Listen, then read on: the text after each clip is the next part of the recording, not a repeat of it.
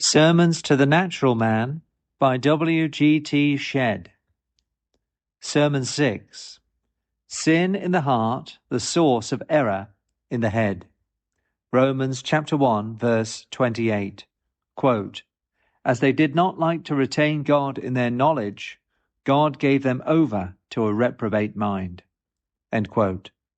In the opening of the most logical and systematic treatise in the New Testament, the Epistle to the Romans, the Apostle Paul enters upon a line of argument to demonstrate the ill desert of every human creature without exception. In order to this, he shows that no excuse can be urged upon the ground of moral ignorance. He explicitly teaches that the pagan knows that there is one supreme God, Romans chapter 1, verse 20, that he is a spirit, verse 23, that he is holy and sin-hating, verse 18, that he is worthy to be worshipped, verses 21 and 25, and that men ought to be thankful for his benefits, verse 21. He affirms that the heathen knows that an idol is a lie, verse 25, that licentiousness is a sin, verses 26 and 32, that envy, malice, and deceit are wicked, verses 29 and 32, and that those who practice such sins deserve eternal punishment, verse 32. In these teachings and assertions, the Apostle has attributed no small amount and degree of moral knowledge to man as man, to man outside of revelation, as well as under its shining light. The question very naturally arises, how comes it to pass that this knowledge which divine inspiration postulates and affirms to be innate and constitutional to the human mind should become so vitiated? The majority of mankind are idolaters and polytheists, and have been for thousands of years. Can it be that the truth that there is only one God is native to the human spirit, and that the pagan knows this God? The majority of men are earthly and sensual, and have been for thousands of years. Can it be that there is a moral law written upon their hearts forbidding such carnality, and enjoining purity and holiness? Some theorizers argue that because the pagan man has not obeyed the law, therefore he does not know the law, and that because he has not revered and worshipped the one supreme deity, therefore he does not possess the idea of any such being. They look out upon the heathen populations and see them bowing down to stocks and stones, and witness their immersion in the abominations of heathenism, and conclude that these millions of human beings really know no better, and that therefore it is unjust to hold them responsible for their polytheism and their moral corruption. But why do they confine this species of reasoning to the pagan world? Why do they not bring it into nominal Christendom and apply it there? Why does not this theorist go into the midst of European civilization, into the heart of London or Paris, and gauge the moral knowledge of the sensualist by the moral character of the sensualist? Why does he not tell us that because this civilized man acts no better, therefore he knows no better? Why does he not maintain that because this voluptuary breaks all the commandments in the Decalogue, therefore he must be ignorant of all the commandments in the Decalogue? That because he neither fears nor loves the one only God, therefore he does not know that there is any such being? It will never do to estimate man's moral knowledge by men's moral character. He knows more than he practices, and there is not so much difference in this particular between some men in nominal Christendom and some men in heathendom, as is sometimes imagined. The moral knowledge of those who lie in the lower strata of Christian civilization and those who lie in the higher strata of paganism is probably not so very far apart. Place the imbruted outcasts of our metropolitan population besides the Indian hunter, with his belief in the Great Spirit, and his worship without images or pictorial representations, beside the stalwart Mandingo of the high tablelands of Central Africa, with his active and enterprising spirit, carrying on manufactures and trade with all the keenness of any civilized worldling, beside the native merchants and lawyers of Calcutta, who still cling to their ancestral Buddhism, or else substitute French infidelity in its place. Place the lowest of the highest beside the highest of the lowest, and tell us if the difference is so very marked. Sin, like holiness, is a mighty leveller. The, quote, dislike to retain God, end quote, in the consciousness, the aversion of the heart towards the purity of the moral law, vitiates the native perceptions alike in Christendom and paganism.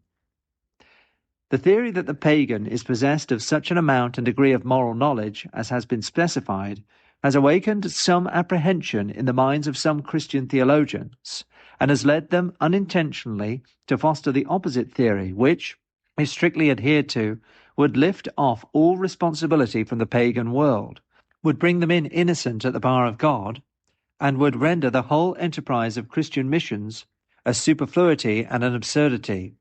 Their motive has been good. They have feared to attribute any degree of accurate knowledge of God and the moral law to the pagan world, lest they should thereby conflict with the doctrine of total depravity. They have mistakenly supposed that if they should concede to every man, by virtue of his moral constitution, some correct apprehensions of ethics and natural religion, it would follow that there is some native goodness in him. But light in the intellect is very different from life in the heart. It is one thing to know the law of God, and quite another thing to be conformed to it. Even if we should concede to the degraded pagan, or the degraded dweller in the haunts of vice in Christian lands, all the intellectual knowledge of God and the moral law that is possessed by the ruined archangel himself, we should not be adding a particle to his moral character or his moral excellence.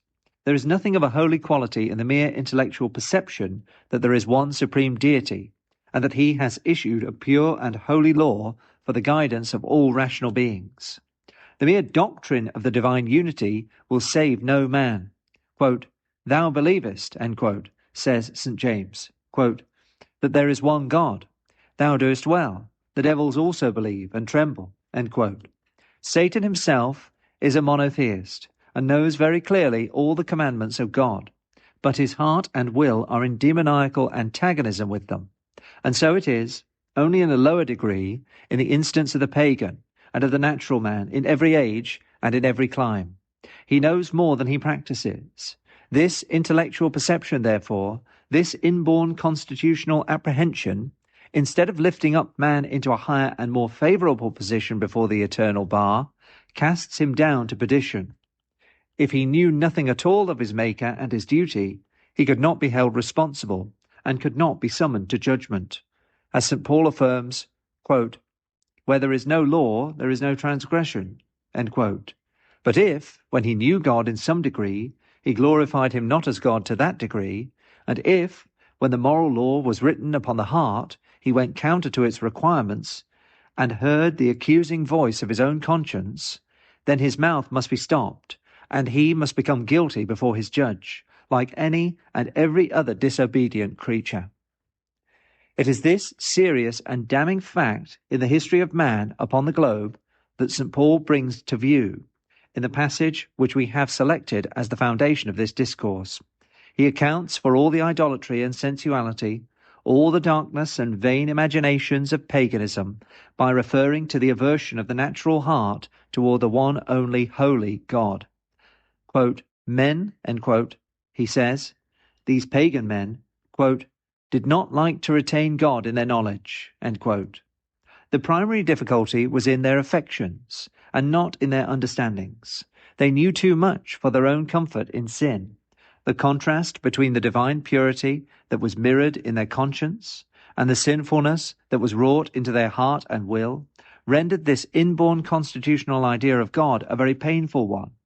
It was a fire in the bones. If the psalmist, a renewed man, yet not entirely free from human corruption, could say, quote, "I thought of God and was troubled," end quote, much more must the totally depraved man of paganism be filled with terror when, in the thoughts of his heart, in the hour when the accusing conscience was at work, he brought to mind the one great God of gods, whom he did not glorify, and whom he had offended. It was no wonder, therefore, that he did not like to retain the idea of such a being in his consciousness, and that he adopted all possible expedients to get rid of it. The apostle informs us that the pagan actually called in his imagination to his aid, in order to extirpate, if possible, all his native and rational ideas and convictions upon religious subjects. He became vain in his imaginations, and his foolish heart, as a consequence, was darkened, and he changed the glory of the incorruptible God, the spiritual unity of the deity, into an image made like to corruptible man, and to birds and four-footed beasts, and creeping things. Romans chapter 1, verses 21 to 23.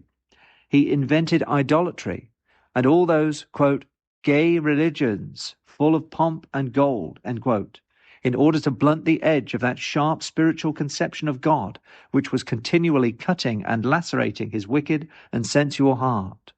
Hiding himself amidst the columns of his idolatrous temples, and under the smoke of his idolatrous incense, he thought like Adam to escape from the view and inspection of that infinite one who, from the creation of the world downward, makes known to all men his eternal power and Godhead, who, as St. Paul taught the philosophers of Athens, is not far from any one of his rational creatures, Acts chapter 17, verse 27, and who, as the same apostle taught the pagan Lycaonians, though in times past he suffered all nations to walk in their own ways, yet left not himself without witness, in that he did good, and gave them rain from heaven, and fruitful seasons, filling their hearts with food and gladness.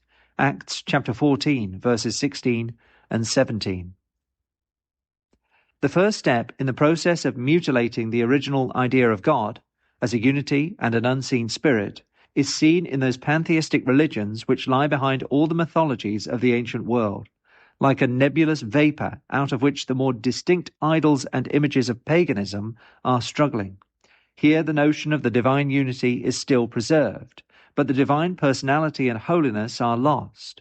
God becomes a vague impersonal power, with no moral qualities and no religious attributes, and it is difficult to say which is worst in its moral influence, this pantheism, which, while retaining the doctrine of the divine unity, yet denudes the deity of all that renders him an object of either love or reverence, or the grosser idolatries that succeeded it.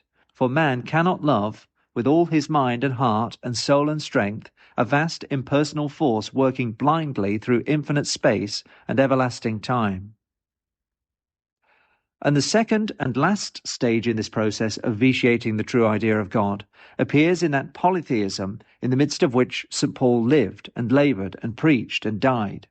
In that seductive and beautiful paganism, that classical idolatry which still addresses the human taste in such a fascinating manner, in the Venus de Medici and the Apollo Belvedere, the idea of the unity of God is now mangled and cut up into the, quote, God's many, end quote, and the, quote, Lord's many, end quote, into the 30,000 divinities of the pagan pantheon. This completes the process. God now gives his guilty creature over to these vain imaginations of naturalism, materialism, and idolatry, and to an increasingly darkening mind, until in the lowest forms of heathenism he so distorts and suppresses the concreated idea of the deity that some speculatists assert that it does not belong to his constitution, and that his maker never endowed him with it. How is the gold become dim? How is the most fine gold changed? But it will be objected that all this lies in the past. This is the account of a process that has required centuries, yea, millenniums, to bring about.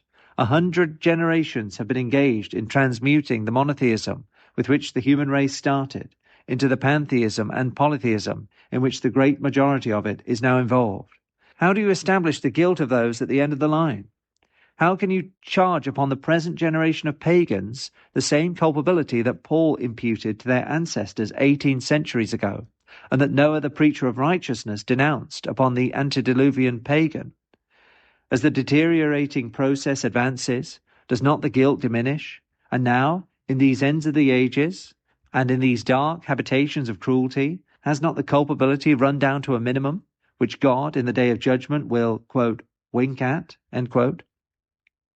We answer no, because the structure of the human mind is precisely the same that it was when the Sodomites held down the truth in unrighteousness, and the Roman populace turned up their thumbs that they might see the last drops of blood ebbed slowly from the red gash in the dying gladiator's side. Man, in his deepest degradation, in his most hardened depravity, is still a rational intelligence. And though he should continue to sin on indefinitely, through cycles of time as long as those of geology, he cannot unmake himself. He cannot unmold his immortal essence and absolutely eradicate all his moral ideas. Paganism itself has its fluctuations of moral knowledge. The early Roman, in the days of Numa, was highly ethical in his views of the deity and his conceptions of moral law. Varro informs us that for a period of 170 years the Romans worshipped their gods without any images, and Sallust denominates these pristine Romans, quote, religiosissimi mortales, end quote. And how often does the missionary discover a tribe or a race whose moral intelligence is higher than that of the average of paganism? Nay, the same race or tribe passes from one phase of polytheism to another, in one instance exhibiting many of the elements and truths of natural religion, and in another almost entirely suppressing them. These facts prove that the pagan man is under supervision, that he is under the righteous despotism of moral ideas and convictions, that God is not far from him, that he lives and moves and has his being in his Maker, and that God does not leave himself without witness in his constitutional structure. Therefore it is that this sea of rational intelligence thus surges and sways in the masses of paganism, sometimes dashing the creature up the heights, and sometimes sending him down into the depths.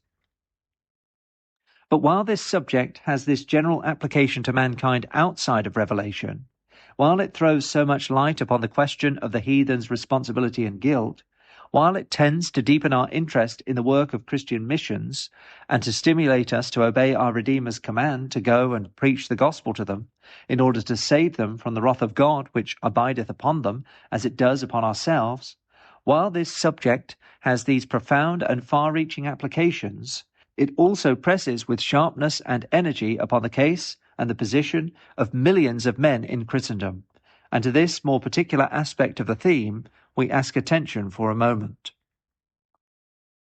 This same process of corruption and vitiation of a correct knowledge of God, which we have seen to go on upon a large scale in the instance of the heathen world, also often goes on in the instance of a single individual under the light of Revelation itself. Have you never known a person to have been well educated in childhood and youth respecting the character and government of God, and yet in middle life and old age to have altered and corrupted all his early and accurate apprehensions by the gradual adoption of contrary views and sentiments? In his childhood and youth, he believed that God distinguishes between the righteous and the wicked, that he rewards the one and punishes the other, and hence he cherished a salutary fear of his Maker that agreed well with the dictates of his unsophisticated reason and the teachings of nature and revelation. But when he became a man, he put away these childish things in a far different sense from that of the apostle. As the years rolled along, he succeeded, by a career of worldliness and of sensuality, in expelling this stock of religious knowledge, this right way of conceiving of God, from his mind. And now, at the close of life and upon the very brink of eternity and of doom, this very same person is as unbelieving respecting the moral attributes of Jehovah, and as unfearing with regard to them, as if the entire experience and creed of his childhood and youth were a delusion and a lie.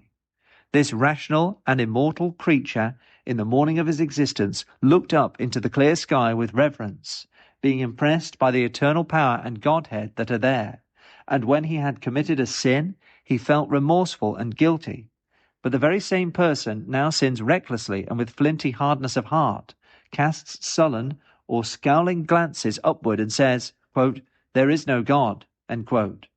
Compare the Edward Gibbon whose childhood expanded under the teachings of a beloved Christian matron trained in the school of the devout William Law, and whose youth exhibited unwanted religious sensibility. Compare this Edward Gibbon with the Edward Gibbon whose manhood was saturated with utter unbelief and whose departure into the dread hereafter was, in his own phrase, quote, "a leap in the dark," end quote. Compare the Aaron Burr, whose blood was deduced from one of the most saintly lineages in the history of the American Church, and all of whose earthly life was embosomed in ancestral piety. Compare this Aaron Burr with the Aaron Burr whose middle life and prolonged old age was unimpressible as marble to all religious ideas and influences. In both of these instances, It was the aversion of the heart that for a season, not for eternity, be it remembered, quenched out the light in the head. These men, like the pagan of whom St. Paul speaks, did not like to retain a holy God in their knowledge, and he gave them over to a reprobate mind. These fluctuations and changes in doctrinal belief, both in the general and the individual mind, furnish materials for deep reflection by both the philosopher and the Christian, and such an one will often be led to notice the exact parallel and similarity there is between religious deterioration in races and religious deterioration in individuals. The dislike to retain a knowledge already furnished, because it is painful, because it rebukes worldliness and sin, is that which ruins both mankind in general and the man in particular.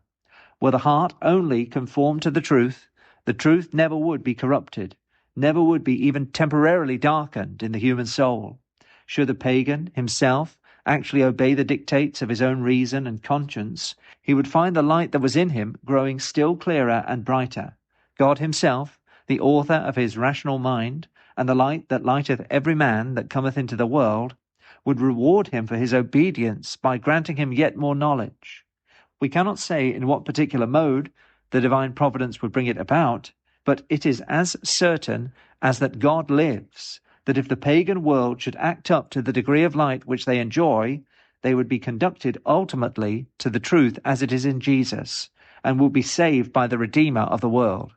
The instance of the Roman centurion Cornelius is a case in point. This was a thoughtful and serious pagan. It is indeed very probable that his military residence in Palestine had cleared up, to some degree, his natural intuitions of moral truth, but we know that he was ignorant of the way of salvation through Christ, from the fact that the Apostle Peter was instructed in a vision to go and preach it unto him. The sincere endeavour of this Gentile, this then pagan in reference to Christianity, to improve the little knowledge which he had, met with the divine approbation, and was crowned with a saving acquaintance with the redemption that is in Christ Jesus. Peter himself testified to this when, after hearing from the lips of Cornelius the account of his previous life, and of the way in which God had led him, quote, he opened his mouth and said, "Of a truth I perceive that God is no respecter of persons, but in every nation he that feareth him and worketh righteousness is accepted with him." End quote. Acts chapter 10, verses 34 and 35. But such instances as this of Cornelius are not one in millions upon millions. The light shines in the darkness that comprehends it not. Almost without an exception, so far as the human eye can see, the unevangelized world holds the truth in unrighteousness, and does not like to retain the idea of a holy God and a holy law in its knowledge. Therefore the knowledge continually diminishes, the light of natural reason and conscience grows dimmer and dimmer, and the soul sinks down in the mire of sin and sensuality, apparently devoid of all the higher ideas of God and law and immortal life. We have thus considered the truth which St. Paul teaches in the text, that the ultimate source of all human error is in the character of the human heart. Mankind do not like to retain God in their knowledge, and therefore they come to possess a reprobate mind. The origin of idolatry and of infidelity is not in the original constitution with which the Creator endowed the creature, but in that evil heart of unbelief by which he departed from the living God. Sinful man shapes his creed in accordance with his wishes, and not in accordance with the unbiased decisions of his reason and conscience. He does not like to think of a holy God, and therefore he denies that God is holy. He does not like to think of the eternal punishment of sin, and therefore he denies that punishment is eternal. He does not like to be pardoned through the substituted sufferings of the Son of God, and therefore he denies the doctrine of atonement. He does not like the truth that man is so totally alienated from God that he needs to be renewed in the spirit of his mind by the Holy Ghost, and therefore he denies the doctrines of depravity and regeneration. Run through the creed which the Church has lived by and died by, and you will discover that the only obstacle to its reception is the aversion of the human heart. It is a rational creed in all its parts and combinations. It has outlived the collisions and conflicts of 100 schools of infidelity that have had their brief day and died with their devotees. 100 systems of philosophy, falsely so called, have come and gone, but the one old religion of the patriarchs and the prophets and the apostles holds on its way through the centuries, conquering and to conquer. Can it be that sheer imposture and error have such a tenacious vitality as this? If reason is upon the side of infidelity, why does not infidelity remain one and the same, unchanging thing like Christianity, from age to age, and subdue all men unto it? If Christianity is a delusion and a lie, why does it not die out and disappear? The difficulty is not upon the side of the human reason, but of the human heart. Skeptical men do not like the religion of the New Testament, these doctrines of sin and grace, and therefore they shape their creed by their sympathies and antipathies, by what they wish to have true, by their heart rather than by their head. As the founder of Christianity said to the Jews, so he says to every man who rejects his doctrine of grace and redemption, quote, "You will not come unto me that you might have life." End quote.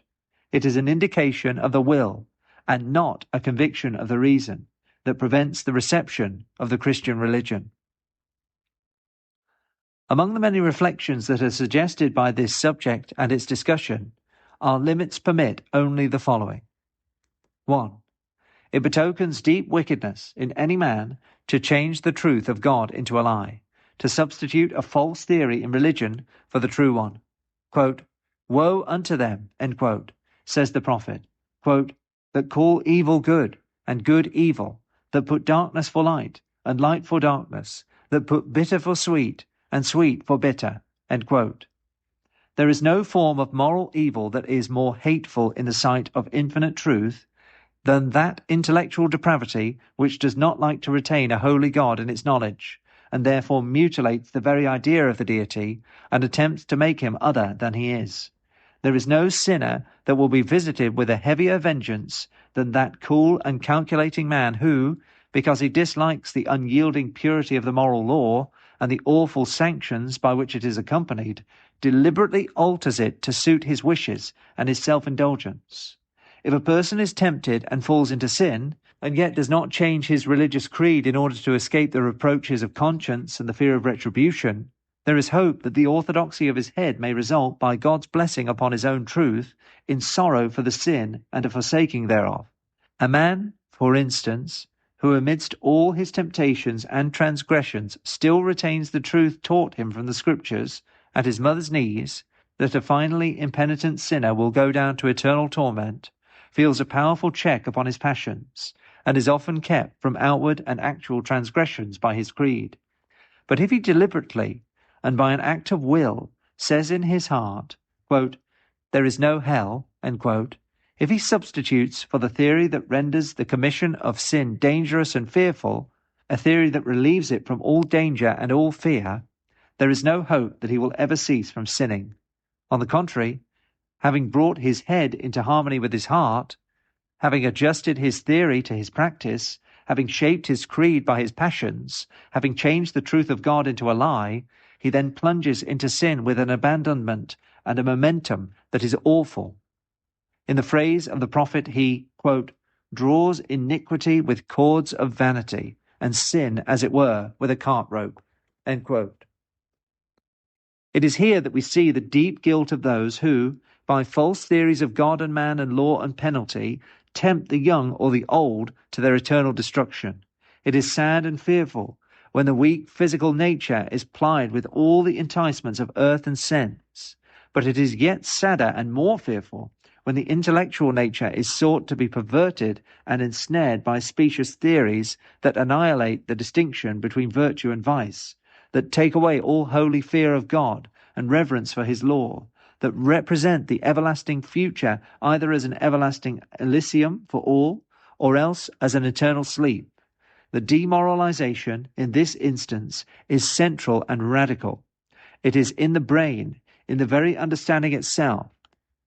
If the foundations themselves of morals and religion are destroyed, what can be done for the salvation of the creature?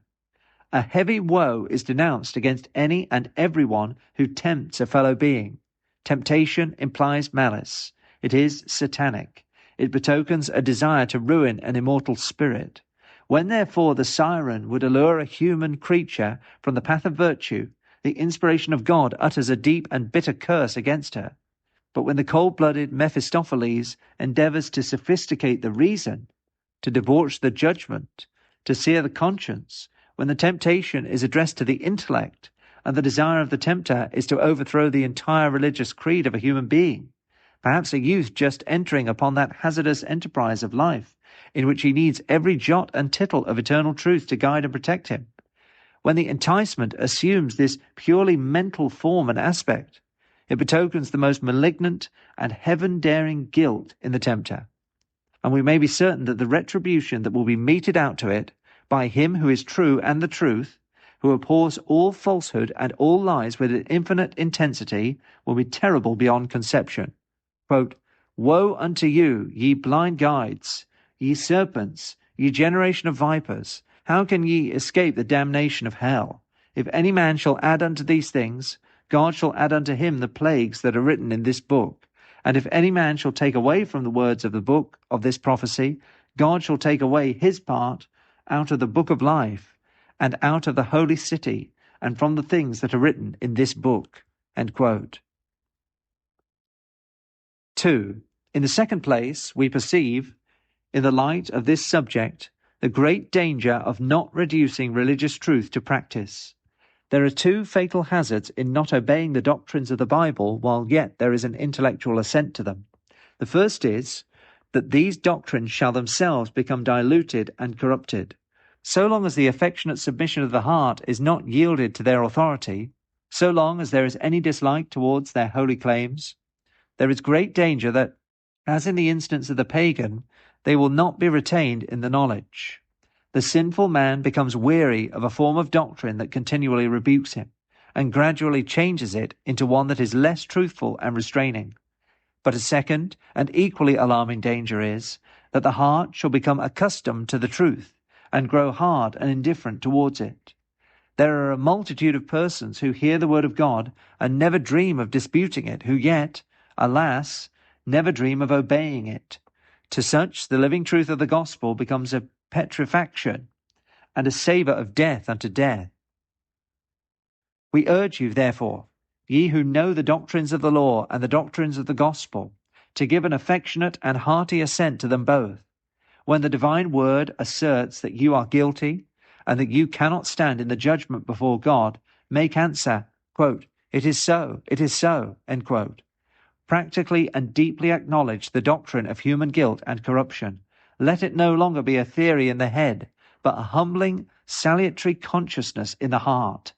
And when the divine word affirms that God so loved the world that he gave his only begotten Son to redeem it, make a quick and joyful response, quote, "It is so, Instead of changing the truth of God into a lie, as the guilty world have been doing for 6,000 years, change it into a blessed consciousness of the soul. Believe what you know, and then what you know will be the wisdom of God to your salvation."